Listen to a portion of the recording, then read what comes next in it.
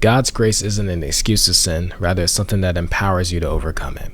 One part of God's grace that we don't talk about enough is the fact that it gives us strength to overcome sin. In Titus chapter 2 verses 11 through 12 tells us best, "For the grace of God has appeared, bringing salvation to all people, instructing us to deny ungodliness and worldly desires, and to live sensibly, righteously, and in a godly manner in the present age."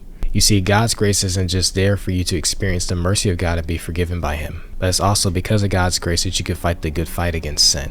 And I'll put it to you like this: God's grace allows you to fall without any repercussions. And because you can stumble and fall without any repercussions, and you have a safety net underneath you, it gives you courage to be able to do the things in which God calls you to do. And the very fact that He restores us gracefully anytime that we sin is also the very reason for why we're able to overcome sin. Now, unfortunately, a lot of Christians abuse God's grace and they don't use it as an opportunity to do better. But God's grace opens up avenues for us as Christians to truly begin to overcome and conquer sin because it allows us to try again.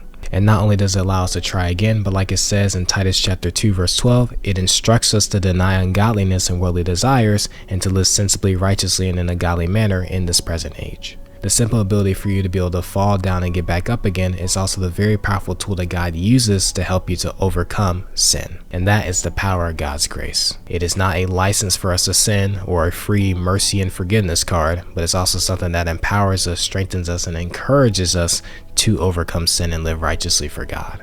So I hope that you understand what I mean by this and that this gives you some food for thought. If you want more content like this, just go and drop a sub or a follow. And if you want to hear more teachings from me that are outside short form content, make sure to join my Bible classes every single Thursday at 8 o'clock p.m. Eastern on Google Meets.